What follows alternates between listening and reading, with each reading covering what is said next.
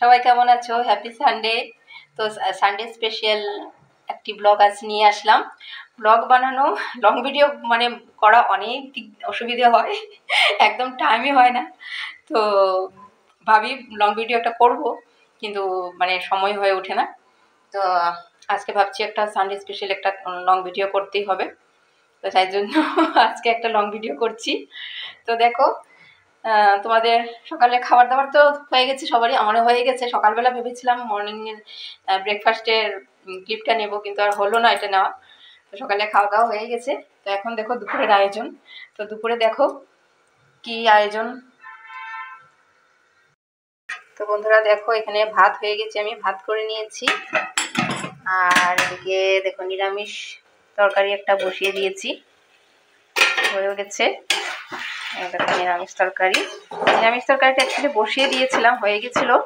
পরে আবার বর বাজার নিয়ে আসলো, তো ধনেপাতা এনেছে। ধনেপাতার সেন্ট এত ভালো লাগে, তো আবার পরে ভাবলাম যে না, নিরামিষ তরকারিটার মধ্যে একটু ধনেপাতা দিই।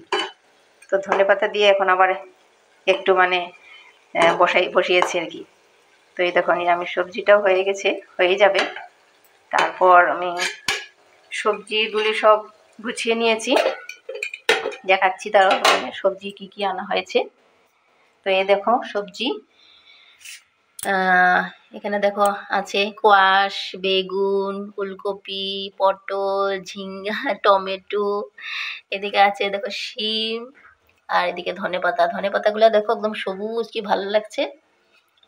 আর এখন শীতকালে ধনেপাতাতে মানে সব নিরামিষ সবজিতে তো ধনেপাতা একদম খুবই মানে ভালো লাগে।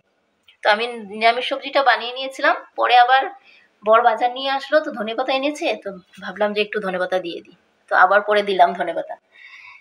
তো এই আছে সবজি। আর এদিকে সানডে মানে তো কিছু একটা হবেই স্পেশাল।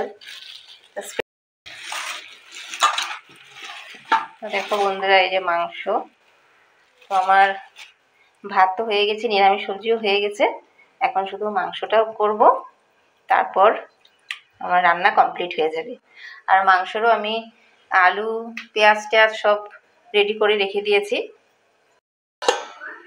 এই দেখো বন্ধুরা, আমি এখানে সব রেডি করে রেখে দিয়েছি। আলু কেটে নিয়েছি, পেঁয়াজও রেখে নিয়েছি, রসুন টসুন সব করে নিয়েছি। এখন আমি পেস্ট করে নেব, তারপর মাংসটা ধুয়ে বসিয়ে দেব। আগে থেকে রেডি করে রাখলে কি হয়, অনেকটা কাজ মানে তাড়াতাড়ি হয়ে যায়। তাই জন্য সব মানে বর বাজারে থাকতে থাকতে আমি সব আলু পেঁয়াজ টেয়াজ একদম কেটে ভালো করে ধুয়ে টুয়ে রেখে দিয়েছি।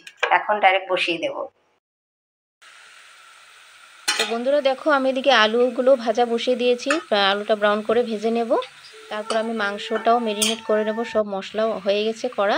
আর আমি আজকে এক্সট্রা দিয়েছি টমেটো অন্যদিন দিই না, আজ একটু দিলাম। টমেটোটা অন্যরকম ফ্লেভার হয়, ভালো লাগে খেতে। তো দেখো আমি মাংসটা ভালো করে মেখে নিচ্ছি, ভালো করে মেখে তারপরে আমি বসিয়ে দেব। আলু ভাজা তো হয়েই গেছে। তো দেখো মাংসটা না যত বেশি মেরিনেট করা হয় তত খেতে টেস্টি হয়। তো দেখো এই আমি বসিয়ে দিলাম মাংস। আর এদিকে আমার নিরামিষ তরকারি তো হয়েই গেছে। তারপর আমি মাংসটা একটু নাড়িয়ে চাড়িয়ে একটু ঢাকা দিয়ে দেব। তারপর আমি রান্নাঘরটা গুছিয়ে নেব। রান্না তো হয়েই গেছে, মাংস হলে রান্না কমপ্লিটই হয়ে যাবে। তো এবারে দেখো আমি ঢাকা দিয়ে চুলাটা মুছে নেব, রান্নাঘরটা গুছিয়ে নেব। তো এই দেখো আমি চুলাটাও মুছে নিচ্ছি।